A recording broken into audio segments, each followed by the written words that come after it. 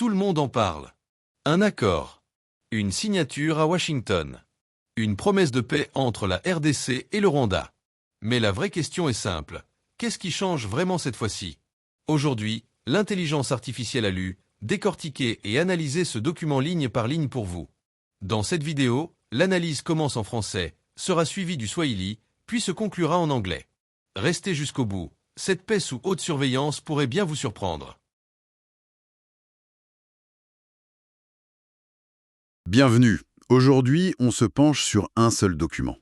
Un accord de paix signé à Washington le 27 juin 2025, entre la République démocratique du Congo et le Rwanda. Et en le lisant, une question m'a tout de suite sauté aux yeux. Qu'est-ce qui est différent cette fois? Parce que des accords, il y en a eu, des poignées de main, des promesses. Et bon, la plupart sont restés lettres mortes. Notre mission, ça va être de jouer un peu les détectives dans ce texte. Où se cache l'ingrédient secret, le mécanisme qui pourrait, cette fois, faire basculer l'histoire? C'est exactement la bonne question. Parce qu'à première vue, oui, le langage est familier. On retrouve les mêmes mots, respect de la souveraineté, cessation des hostilités. Mais quand on gratte un peu la surface, on découvre une architecture très particulière. Ce n'est pas juste une déclaration d'intention. C'est une véritable mécanique d'horlogerie, conçue pour forcer les parties à avancer ensemble. Et pour bien comprendre comment elle fonctionne, on va la démonter pièce par pièce. D'abord, il y a le moteur, le pacte de sécurité, qui est extrêmement directif. Ensuite, les engrenages de surveillance, donc les comités qui doivent s'assurer que tout tourne rond.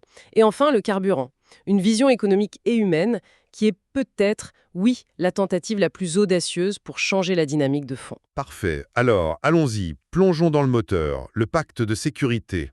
Le texte est très clair là-dessus. Fin de tout soutien, direct ou indirect, aux groupes armés. Mais il y a un nom qui revient sans cesse comme un leitmotiv, les FDLR. Et le mot employé est brutal. Neutralisation. Ce n'est pas un terme anodin en diplomatie, ça. Non, c'est un mot qui signale une rupture. On ne parle plus de désarmement ou de cantonnement. Ces mots-là ont souvent permis des échappatoires. Neutralisation, c'est un terme militaire. Ça implique de rendre un adversaire incapable d'agir. C'est vraiment le cœur de l'accord, la condition non négociable. Et l'annexe A, le fameux concept d'opération, le KENOPS, c'est quasiment un plan de bataille. La RDC s'engage à neutraliser les FDLR sur son sol, et en contrepartie, presque en même temps, le Rwanda s'engage à lever ce qu'il appelle ses mesures défensives. C'est un donnant-donnant. C'est un donnant-donnant très concret, oui, conçu pour répondre aux angoisses sécuritaires des deux côtés. Et ce qui m'a vraiment frappé dans cette annexe, c'est le calendrier. On n'est pas sur des horizons vagues ou lointains. L'accord stipule que tout le processus neutralisation et levée des mesures doit être achevé en 90 jours. 90 jours.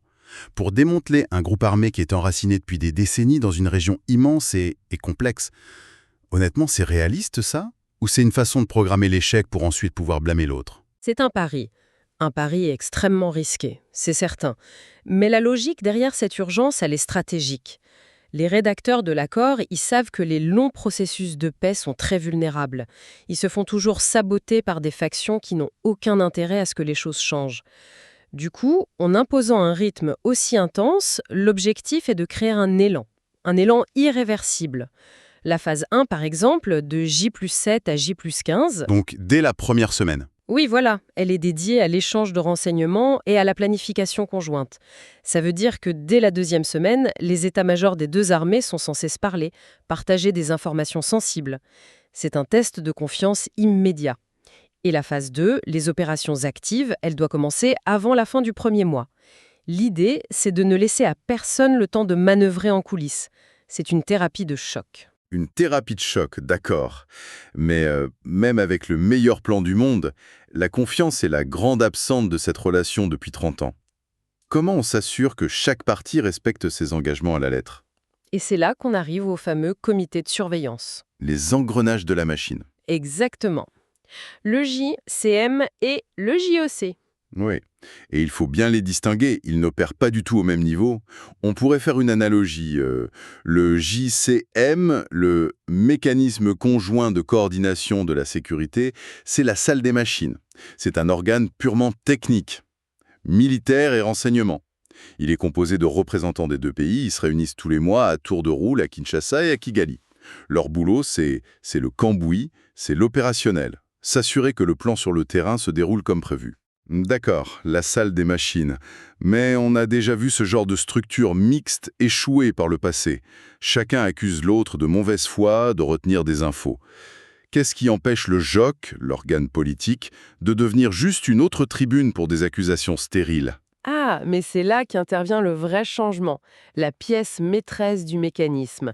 Le JOC, le comité conjoint de surveillance, si on continue l'analogie, c'est le pont de commandement. Et sur ce pont, les capitaines congolais et rwandais ne sont pas seuls. Ils ont en permanence à leur côté des observateurs de très haut niveau. Un facilitateur de l'Union africaine pour la légitimité régionale, le Qatar comme puissance financière et médiatrice, et surtout les États-Unis. Et les États-Unis, ils ne sont pas simples observateurs, ils sont témoins de l'accord. Leur signature est en bas du document. Ah oui, c'est un détail crucial. Énorme, leur rôle n'est pas juste d'écouter, mais de trancher. Si la salle des machines, le JSCM, signale un blocage, c'est le JOC qui doit le résoudre. Et la présence de ces acteurs, ça change tout. Et ces garants, ils ne restent pas juste sur le pont de commandement, si je comprends bien. Le texte précise que le Qatar et les États-Unis sont invités comme observateurs aux réunions du JSCM. Ils descendent donc aussi dans la salle des machines. C'est une double surveillance, en fait. C'est un double verrouillage. Et la présence de ces acteurs est très calculée. Les États-Unis apportent le poids diplomatique, sécuritaire, le Qatar la puissance financière, un canal de discussion plus discret, l'Union africaine la caution continentale. C'est une coalition d'intérêts qui est conçue pour exercer une pression sur plusieurs fronts à la fois. L'idée est de rendre le coût d'un non-respect de l'accord beaucoup plus élevé que les bénéfices potentiels. D'accord. Donc, on a ce plan militaire très musclé, cette thérapie de choc sécuritaire, le tout encadré par une surveillance internationale omniprésente. Mais un électrochoc, ça ne guérit pas la maladie de fond. Est-ce que l'accord propose aussi un traitement à long terme, pour s'attaquer aux racines économiques, par exemple? Et c'est là qu'on trouve ce que le texte présente comme sa partie la plus novatrice. C'est la promesse d'un avenir différent. C'est la carotte qui doit rendre le bâton sécuritaire acceptable. L'accord prévoit de lancer, dans les 3 mois, un cadre régional d'intégration économique. Et là, on n'est pas dans les vieux pieux. Les objectifs sont d'une ambition folle. Oui, j'ai vu la liste. C'est impressionnant. Sécuriser les chaînes d'approvisionnement en minerais, développer conjointement l'hydroélectricité, gérer en commun les parcs nationaux, même les ressources du lac Kivu. Mais concrètement, comment on passe de décennies d'accusations de pillage à une gestion commune de ces mêmes ressources? Le diable est dans les détails. Absolument. Et le document essaye d'y répondre. Ce n'est pas anodin de parler de gestion commune des minerais. C'est s'attaquer au nerf de la guerre, au point de friction qui a nourri la méfiance et la violence pendant des décennies. En transformant ce sujet d'accusation en projet commun, les signataires font un pari très audacieux. Ils forcent la coopération là où il n'y avait que suspicion. L'article 6 mentionne la création de mécanismes indépendants de surveillance économique et de lutte contre la corruption. Pour créer de la transparence, j'imagine. Une transparence radicale, c'est l'idée. Pour les minerais, par exemple, ça pourrait vouloir dire des systèmes de traçabilité conjoints certifiés par des tiers internationaux, pour que les deux pays aient une visibilité complète sur ce qui sort de la région et où vont les revenus. On passerait donc d'un jeu à somme nulle, ce que l'un gagne, l'autre le perd, à un jeu à somme positive, où la prospérité de l'un dépend de la stabilité de l'autre. C'est l'objectif fondamental. Créer une interdépendance économique si forte que le coût d'un retour au conflit devienne prohibitivement élevé pour les deux. Gérer ensemble le gaz du lac Kivu, par exemple, ça oblige une coordination permanente. Co-développer de barrages hydroélectriques, ça crée un réseau énergétique partagé.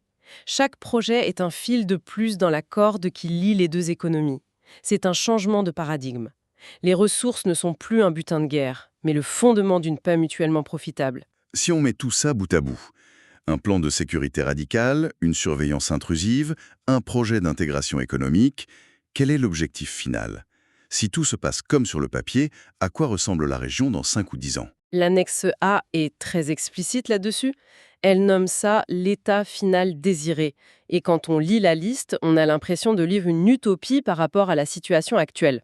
Premièrement, la menace des FDLR est éradiquée. Deuxièmement, l'autorité de l'État congolais est pleinement restaurée sur tout son territoire. D'accord. Troisièmement, et c'est le plus dur, la confiance entre la RDC et le Rwanda est restaurée. Quatrièmement, les réfugiés sont rapatriés. Et le point final est presque poétique, les deux pays redeviennent de bons voisins. L'ambition, ce n'est pas un cessez-le-feu, c'est une normalisation totale. Sur le papier, c'est parfait. Mais ça ressemble aussi au préambule de tous les autres accords qui ont échoué. Je ne peux pas m'empêcher de rester sceptique. Les auteurs de ce texte, ils sont naïfs au point de croire qu'il suffit de l'écrire pour que ça devienne réalité? Non, et c'est peut-être un des aspects les plus rassurants du document. Il ne fait pas l'autruche. Il y a une section entière qui est consacrée aux risques et contraintes. Le texte identifie noir sur blanc les écueils les plus probables. Par exemple, il mentionne le risque de stigmatisation de certaines communautés, une allusion claire aux tensions ethniques. Il anticipe des représailles des FDLR contre la population civile. Et surtout, il nomme le risque numéro 1, celui qui a fait capoter tous les autres, le manque de volonté politique et de confiance mutuelle. Le fait de le nommer, c'est une chose. Mais est-ce que le document propose des solutions pour contrer ce manque de confiance, qui est presque l'état naturel des choses là-bas? Oui, et c'est là qu'on voit que toute l'architecture de l'accord est conçue pour répondre à un risque spécifique. Face au risque de stigmatisation, le texte préconise des campagnes de communication conjointes. Face aux représailles, il insiste sur la coordination des forces pour protéger les civils. Et pour contrer le manque de confiance, eh bien la solution, c'est tout ce qu'on vient de décrire. C'est l'implication constante des garants internationaux. Chaque étape, chaque réunion, chaque opération est scrutée.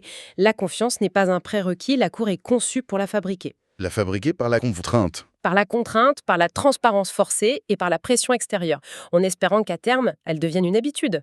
Alors, si on fait le bilan, ce n'est clairement pas un accord de plus. C'est une tentative de construire une paix sous très très haute surveillance. Une architecture complexe, avec un plan d'action militaire au pas de course, des gardiens internationaux à tous les étages et une promesse économique pour cimenter le tout. C'est ambitieux, c'est détaillé, et ça semble surtout très contraignant. Le mot-clé, c'est ça, Sam, contraignant. L'accord repose sur un équilibre délicat entre la pression et l'incitation. D'un côté, des mesures de sécurité très fermes, avec ce calendrier de 90 jours, pour traiter les symptômes les plus virulents de la crise. Et de l'autre, des incitations économiques puissantes et une supervision politique pour construire une guérison à long terme. La structure est là, le plan est sur la table. C'est sans doute l'effort le plus structuré qui ait jamais été tenté pour cette région. Ce qui nous laisse avec une dernière pensée, une question en suspens. L'accord lui-même identifie le manque de confiance mutuelle comme le risque principal, la maladie originelle. Il a été signé à Washington, il est garanti par des puissances mondiales et régionales. La question, c'est donc la suivante. Est-ce que cette implication internationale massive, cette mécanique de surveillance quasi permanente, est le catalyseur qui peut enfin générer la confiance qui fait défaut depuis 30 ans?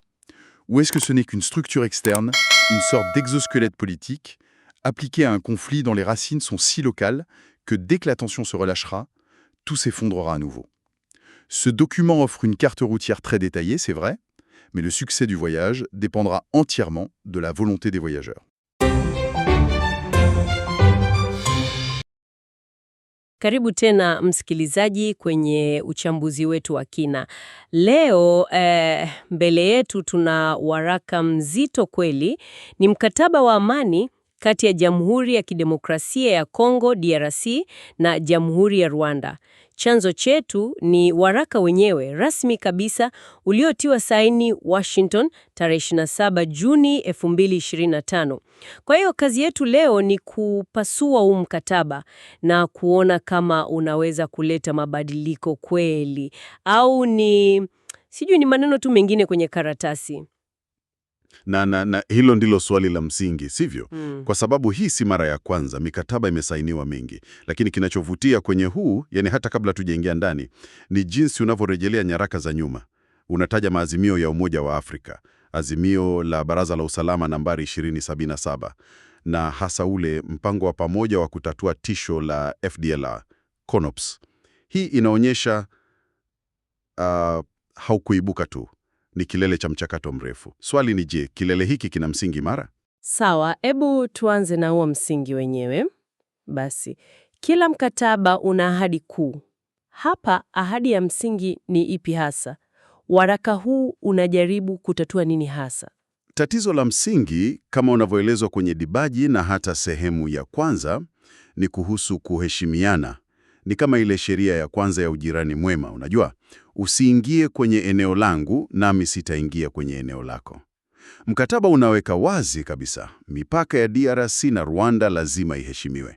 Na migogoro yote itatatuliwa kwa mazungumzo, sio kwa risasi. Hiyo ndio ahadi ya juu kabisa. Hilo linaeleweka, lakini unajua, shetani yupo kwenye maelezo, hasa katika eneo hili. Mkataba unasemaje kuhusu yale makundi yenye silaha, yale ambayo yamekuwa yakitumika kama wakala wa nchi nyingine? Hili ndilo limekuwa tatizo kubwa. Hapo ndipo mkataba huu unaweka mstari mzito sana. Kipengele cha 7 cha sehemu ya kwanza ni muhimu mno. Kinasema kila nchi ina wajibu wa kuhakikisha makundi yote yasiyo ya serikali yanasitisha uhasama. Yaani, hii kinavunja ile tabia ya miaka mingi ya plausible deniability. Ule mchezo wa kujificha. Kabisa. Ule mchezo wa nchi kusema, sio sisi, ni waasi tu wanafanya fujo. Sasa mkataba unasema wazi wazi, waasi wanaofanya fujo kutoka ndani ya mipaka yako ni jukumu lako. Hakuna pa kujificha. Hii peke yake ikitekelezwa inabadilisha kabisa sheria za mchezo. Kwa hiyo inamaliza ule mchezo wa kurushiana lawama. Sasa ahadi ni kitu kimoja, lakini utekelezaji ni kingine kabisa. Umesema mkataba huu una meno. Sawa, hebu tuyaone hayo meno. Ni nini hasa misuli ya mkataba huu kuhakikisha amani inalazimishwa ardhini? Hapa sasa tunaingia kwenye injini ya mkataba. Kuna sehemu 3 muhimu sana. Kwanza, kuna kitu kinaitwa PDDCS. Badala ya kuzama kwenye jina refu, hebu tuone maana yake halisi. Hebu fikiria hivi. Fikiria mpiganaji mmoja yuko msituni. Mchakato huu unamhusu yeye. Unamshawishi atoke, unampokonya bunduki yake, huku ni kupokonya silaha.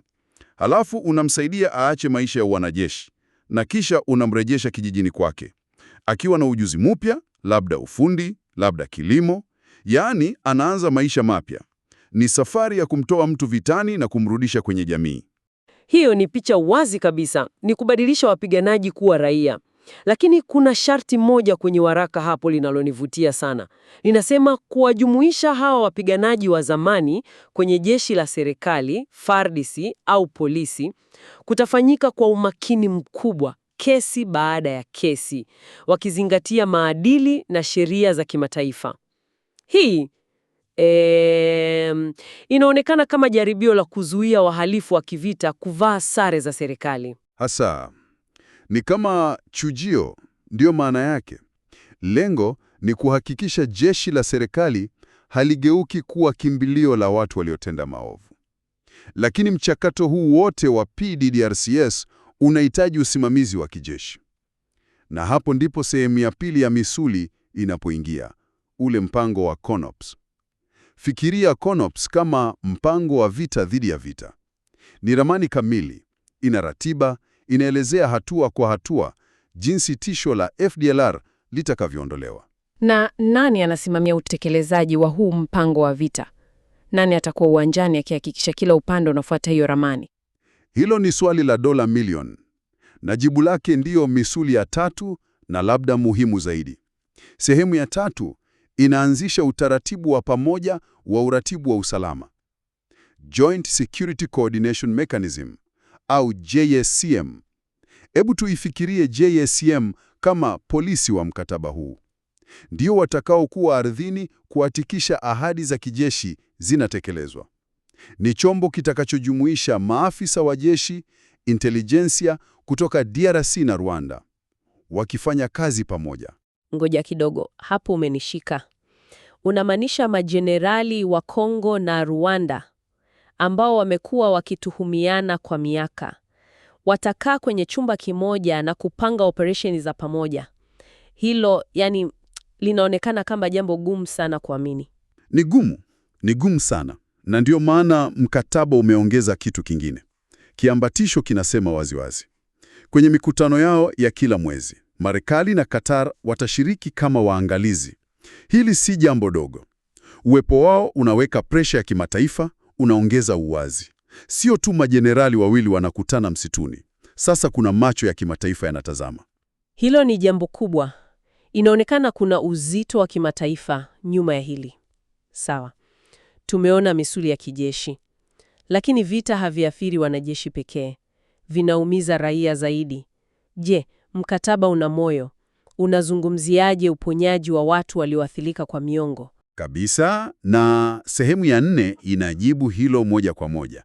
Mkataba huu hauzungumzii kusitisha risasi pekee, unazungumzia kurekebisha maisha ya watu.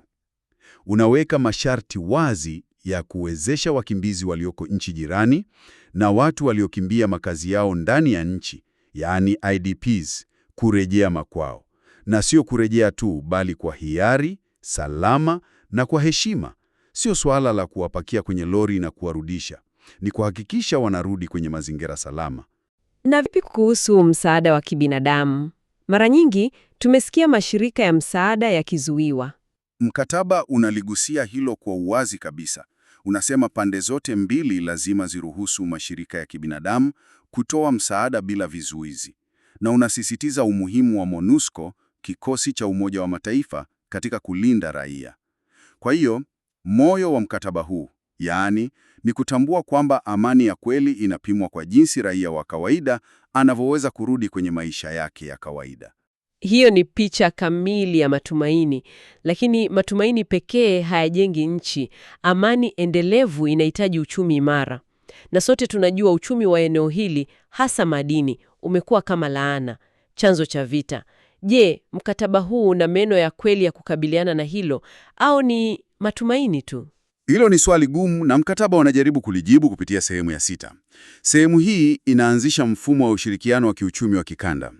Lengo hapa si tu kuongeza biashara ya mahindi na viazi. Lengo kubwa ni kuingiza uwazi kwenye mnyororo mzima wa usambazaji wa madini. Hii inamaanisha kufuatilia kila gramu ya dhahabu au coltan inatoka wapi, inakwenda wapi, ili kuzuia pesa za madini hayo zisitumike kufadhili vita. Hilo limejaribiwa huko nyuma. Ni nini tofauti wakati huu? Tofauti inaweza kuwa katika wazo la miradi ya pamoja. Mkataba unapendekeza mambo kama usimamizi wa pamoja wa hifadhi za taifa zilizo mipakani. Unapendekeza uzalishaji wa pamoja wa umeme wa maji, na hata utafiti wa pamoja wa madini yaliyoko Ziwa Kivu. Wazo ni hili: ikiwa nchi zote mbili zinanufaika na mradi mmoja, kuna uwezekano mdogo sana wa mmoja kumshambulia mwenzake. Ni kujaribu kubadilisha rasilimali kutoka kuwa chanzo cha mgogoro kuwa chanzo cha ushirikiano. Inajenga maslahi ya pamoja katika amani.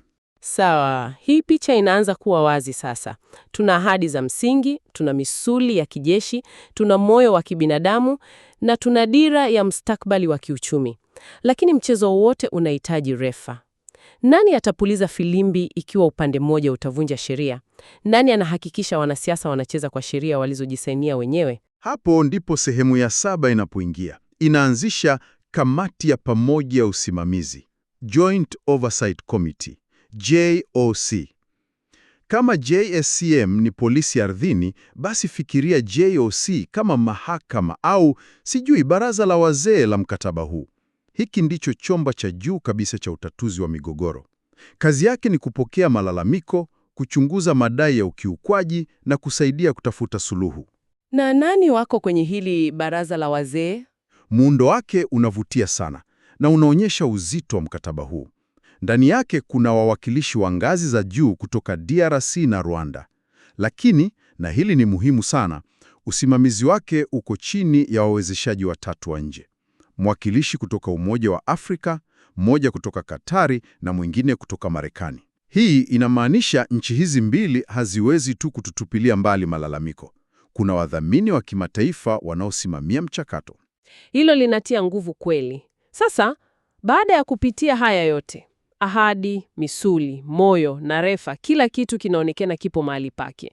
Lakini waraka wenyewe katika uchambuzi wake wa changamoto unakiri jambo moja, jambo ambalo linaweza kuporomosha kila kitu. Na hili ndilo jambo la msingi zaidi kuliko yote. Baada ya kurasa zote za mikakati ya kijeshi na mipango ya kiuchumi, waraka unakiri kwamba changamoto kubwa zaidi ni ukosefu wa utashi wa kisiasa na kuaminiana kati ya pande hizi mbili. Hilo ndilo jambo la msingi. Mkataba wote huu, pamoja na vifungu vyake vyote, unategemea nia ya dhati ya kubadilisha hali hiyo. Ni kama kuwa na gari zuri lenye injini kali, lakini mafuta yake ni kitu kinaitwa kuaminiana. Bila hayo, gari haliendi popote. Kwa hiyo kwa kumalizia, tumechambua waraka ambao unaonekana kuwa na kila kitu. Una sheria kali, wasimamizi imara, mipango ya uponyaji na dira ya kiuchumi. Lakini mwisho wa siku, mafanikio yake hayamo kwenye karatasi, bali kwenye mioyo na akili za viongozi wanaohusika. Hasa, na hii inatuacha na swali la mwisho la kujiuliza. Swali unaloweza kujiuliza wewe msikilizaji ni, je, mifumo hii yote ya nje, JZCM inayofuatiliwa na waangalizi na JOC inayoongozwa na Marekani, Qatar na Umoja wa Afrika, itatosha kweli kujenga upya uamilifu ambao umepotea kwa karibu miongo mitatu? Au utashi wa kweli, ule wa dhati kabisa, lazima utoke ndani ya nchi hizi zenyewe, kutoka kwa viongozi wao na raia wao, ili mkataba huu usiwe tu waraka mwingine unaoongeza vumbi kwenye kabati la historia.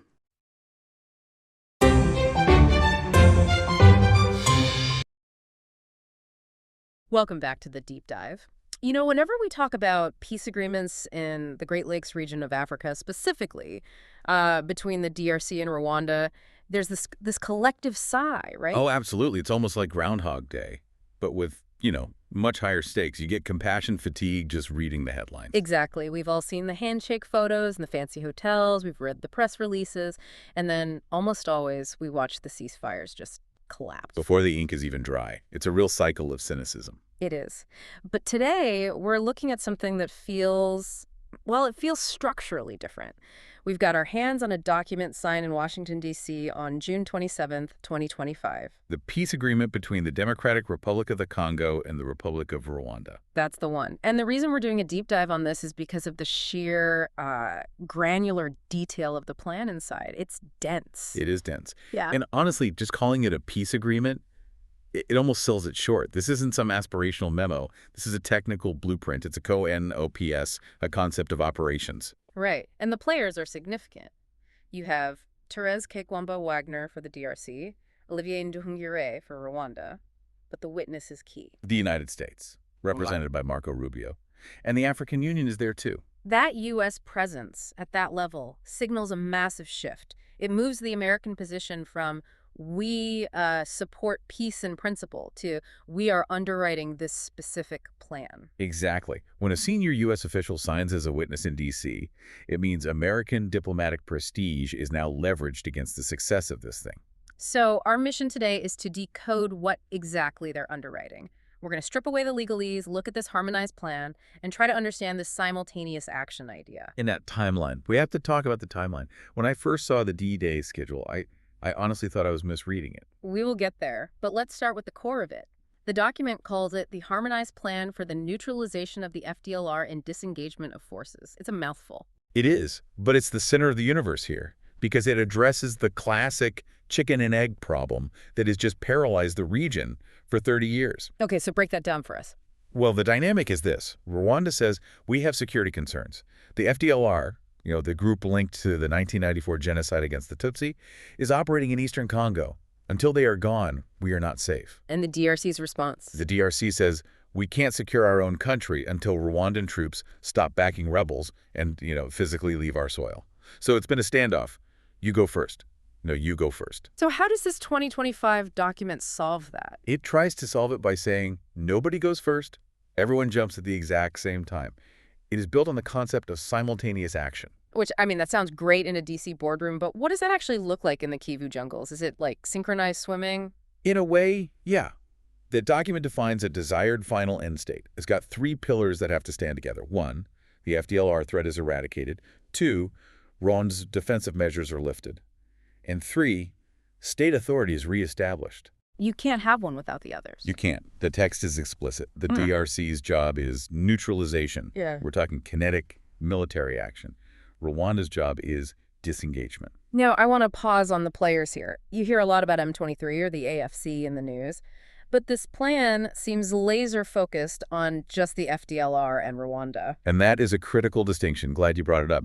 The preamble actually acknowledges a totally separate negotiation track. It's happening in Doha, mediated by Qatar, and it's all about the AFC and M23. So they're trying to decouple the problems. Exactly. The strategic logic seems to be, if you can remove the FDLR excuse, if you neutralize that specific threat, you remove the entire justification for Rwanda's presence. You pull the keystone out. It simplifies the battlefield. It does, down to these two state actors and this one militia group. Okay, so the plan is simultaneous action. But let's be real, trust is, well, it's non-existent.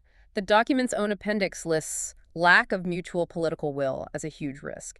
So who's the choreographer? Who blows the whistle and says, go? That brings us to what I call the brain of the operation, the JSCM. The Joint Security Coordination Mechanism. The world of diplomacy loves its acronyms, doesn't it? But this one really matters. The JSCM is not a diplomatic cocktail party. So not just for exchanging business cards. Not at all. The terms of reference describe it as an operational war room. It requires a minimum of 3 permanent reps from both sides: military, intelligence, and foreign ministry officials.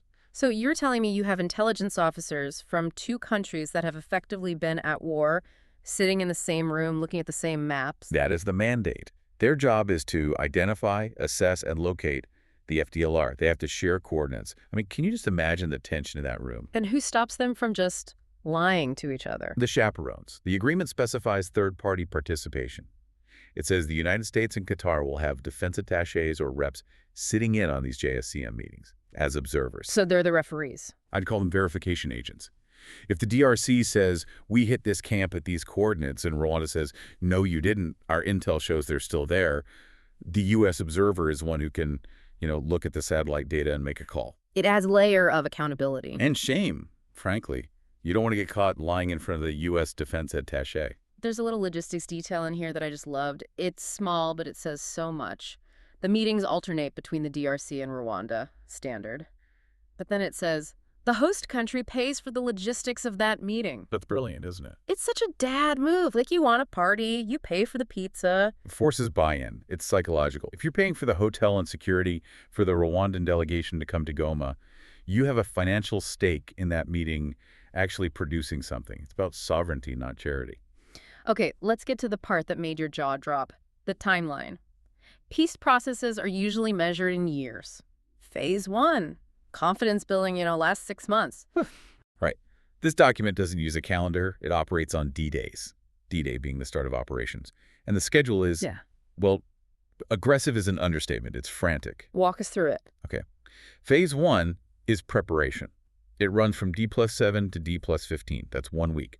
In that 1 week, they have to set up the JSCM, share all their intel, locate the FDLR, and verify Rwanda's defensive positions. Wait, 7 days to share intelligence? They've probably spent decades hiding from each other? Correct. But then comes Phase 2. This is what shocked me. Phase 2 is operations. The actual kinetic neutralization of the FDLR and the simultaneous lifting of Rwandan defenses. It runs from D+20 to D+30. Hold on. I need to make sure I heard that right. 10 days. 10 days. They are allocating 10 days to neutralize a rebel group that's been embedded in the Congo jungle since the mid-90s. And simultaneously lift defensive measures that have been dug in for years. That is what the text says. That seems, is that even possible? It implies a strategy of shock and awe. It suggests they are not planning a long, drawn-out counterinsurgency. They are planning targeted, verifiable strikes based on that perfect intel from Phase 1. It's incredibly high risk. Extremely. If the intel is bad, or the weather is bad, or the FDLR just disperses, which they're very good at, you blow the deadline. And if you blow the deadline, the whole simultaneous mechanism just falls apart. Rwanda stops withdrawing, the DRC stops its operations. The whole thing is designed to force compliance through this intense mutual dependency. The document does have a Phase 3 evaluation at D+90 and a Phase 4 stabilization at D+120. But there's a line in bold text. I know the one. Neutralization and lifting of defenses must be completed by D+90. That's the hard stop. 3 months to solve a 30-year problem. It tells me the drafters believe that the only way this works is with speed. If you give it time, stailers will mobilize. You have to just rip the Band-Aid off. It's the sprint versus the marathon. And the marathon has failed for 2 decades. MONUSCO, the UN mission, was there for 20 years. The slow approach did not work. Precisely. So now they try the sprint. So let's pivot for a second. We've been talking about the stick, the military side, But Section 6 of this agreement introduces the carrot, and it's a big, shiny, metallic one. The Regional Economic Integration Framework. This is where the agreement gets very 21st century. This conflict isn't just about ethnicity anymore, it's about resources. It is. The text lists specific projects: hydropower, methane gas in Lake Kivu, national park management. But the headline act is critical minerals. Oh, yeah. I highlighted this section multiple times. It calls for transparent, formalized, end-to-end mineral value chains. And it explicitly says linking these to the U.S. government and investors. That phrase, end-to-end, is everything. Historically, minerals there, coltan, gold, are dug up, smuggled across a border, and sold raw. This agreement proposes a totally different model, from mine to processed metal. So building smelters, refineries, actually making things on site. Yes. Industrialization. If you build a processing plant that's shared between the two economies, and you have U.S. capital backing it, you create a mutual dependency on peace. You can't shell a factory that you own half of. And involving U.S. investors, that feels like a strategic move by Washington to counter other global players in the region. 100%. This is the U.S. trying to secure a supply chain for cobalt, for tantalum, the stuff that runs our phones and our electric cars. By embedding U.S. investment in the peace deal, Washington is saying we have skin in the game. It aligns the profit motive with the peace motive. It also talks about blocking illicit economic pathways, basically stopping the smuggling. Which is the hardest part, right? Smuggling is a status quo economy for a lot of powerful people. Replacing that with a formal economy that takes more than a document. It requires real nation building. Amid all this talk of minerals and D-Days, we have to look at the human cost. The document does have a section on refugees and displaced persons. Which is vital. You have millions of people displaced. The agreement mandates their safe, voluntary return.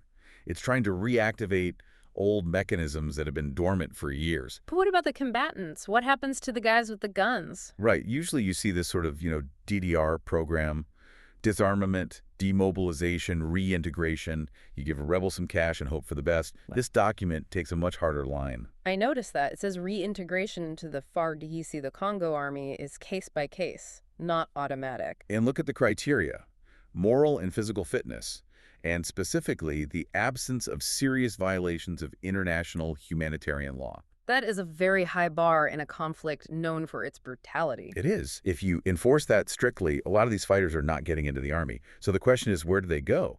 If you tell a fighter to put down his gun, but he can't join the army, does he just go back to farming? Or does he just become a bandit? It sounds like a bureaucratic nightmare. Who decides who's morally fit? The text implies a joint vetting process, probably watched by those international observers. But it's a strong signal. The DRC doesn't want to just absorb militias into its army anymore.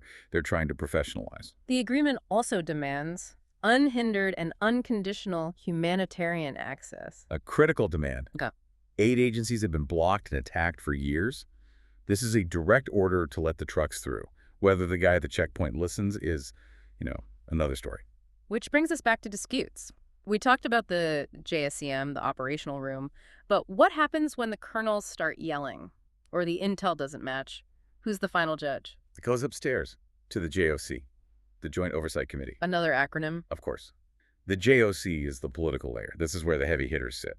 The text lists the big three facilitators: the African Union, Qatar, and the United States. I get the U.S. and the AU, but why Qatar? Qatar has carved out this niche as a professional mediator. They're hosting the M23 talks in Doha. Their presence here is the bridge. They connect this FDLR deal with that M23 deal. They make sure the two tracks don't collide. And it says the first JOC meeting should be in Washington, D.C. within 45 days. Location, location, location. Bringing them to D.C. puts them in the spotlight. It's harder to break a promise when you're sitting down the street from the State Department.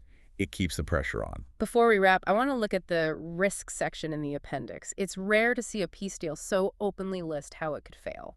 It's refreshing, actually. It lists stigmatization of communities and FDLR retaliation against the population. That second one is terrifying. FDLR retaliation. It's the nightmare scenario. Imagine phase 2 starts. Yeah. The DRC army moves in. The FDLR knows they're being targeted. They can't fight the army head on. So what do? They attack a village. They try to make the human cost so high that the government has to back off. The document suggests organizing popular resistance among the population as a way to mitigate that. That sounds dangerous. It is incredibly dangerous, asking unarmed civilians to resist a desperate militia. But it speaks to the need to drain the water to catch the fish. They need the population to stop shielding the FDLR. It's a battle for the narrative as much as for the territory. Absolutely. If the locals see the FDLR as protectors, the plan fails.